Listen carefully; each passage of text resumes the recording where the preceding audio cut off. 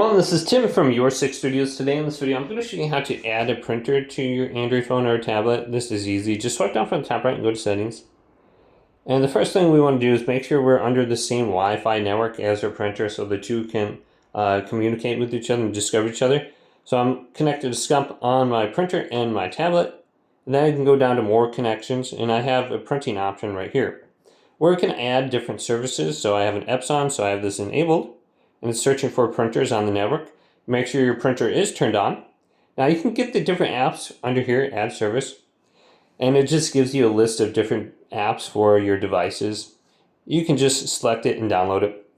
Otherwise, you can just go to the Google Play Store and then go to search and just type in the name of your printer. So I have Epson printer app, and just get the printer app for your printer.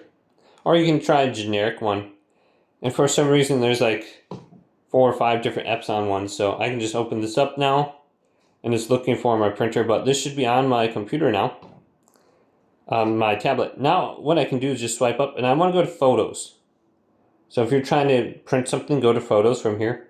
So let me go back. So here's a photo I want to go and print. Now on the top right, if I go to the top right, I can go to the 3 little dots and go to Print. And it should discover my printer now. Just tap right here. You can see my printers on here, or go to All Printers.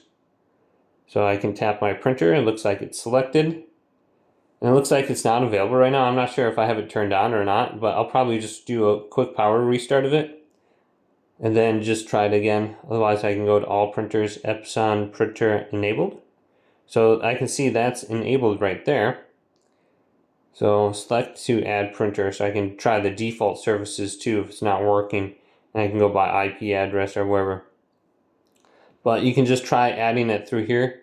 I gotta go run and make sure mine is plugged in and turned on, because it's not showing up. So if it's not showing up, just do a complete restart of everything and just make sure it's connected to the same Wi-Fi.